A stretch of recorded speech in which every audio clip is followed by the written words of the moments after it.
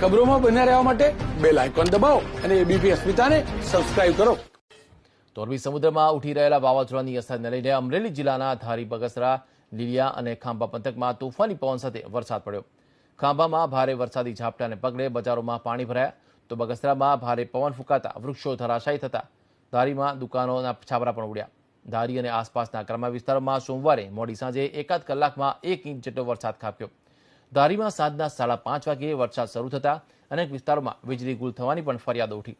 અમરેલી જિલ્લામાં આજે આવતીકાલે પણ ભારે વરસાદની આગાહી કરાઈ છે.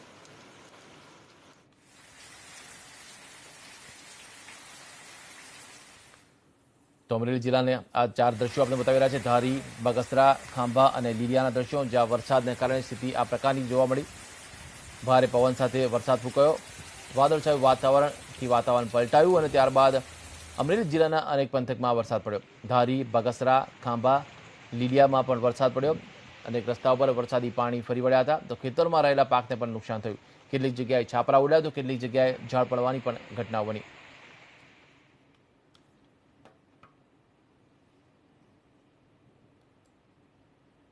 સંભવિત વાવાઝોડાને પગલે અમરેલી જિલ્લાના પોલીસ તંત્ર પણ હાલમાં સતર્ક થઈ ગયું છે. હાલમાં અમરેલી જિલ્લાના પોલીસ વડા સહિત રેન્જ આઈજી પણ અત્યારે જાફરાબાદના દરિયાકાંઠે પહોંચી ચૂક્યા છે. આપ જોઈ શકો છો કે હાલમાં રેન્જ આઈજી દ્વારા આખી વિસ્તારની સમીક્ષા થઈ છે. 23 જેટલા ગામો છે.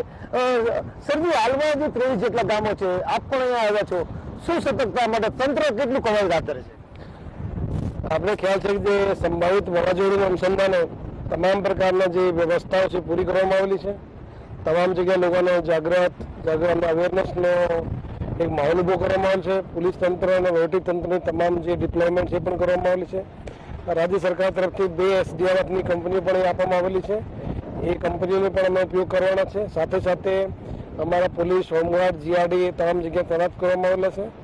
જે લો લાઈન એરિયાસ એમાં લોકોને દાખલા તરીકે શિફ્ટિંગ કરવાની જરૂર પડે તો એના માટેની પણ તમામ પ્રકારની જે તૈયારીઓ છે અહીંયા પૂર્ણ કરવામાં આવેલી છે.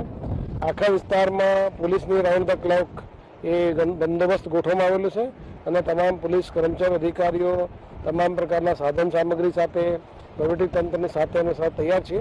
અને કોઈ પણ વાવાઝોડુના સંભવિત જે આગમન છે અને પહોંચી વળવા માટે અમારું તંત્ર એ સજ્જ છે. સર, જે કોરોના સંક્રમણ વચ્ચે માનો કે સ્થળાંતર કરવાની ફરજ પડે, એના માટે તંત્ર દ્વારા શું શું આગામી પગલાં લેવાશે? આપને ખ્યાલ છે કે અત્યારે જે કોરોનાનો જે ચાલે છે એ માહોલની વચ્ચે લોકોને શિફ્ટ કરવા પડે, તો એના માટે જે તમામ પ્રકારના જે ગાઈડલાઈન છે એનું અમે લોકો પાસે પાલન કરાવીશું. એ લોકોને માસ્ક, પછી સોશિયલ ડિસ્ટન્સિંગ, આ તમામ પ્રકારની વ્યવસ્થાઓ પણ ઊભી કરી એ લોકોને તૈયાર કરવામાં આવશે, જેથી લોકોને કોરોનાના સંક્રમણથી પણ બચાવી શકીએ છીએ.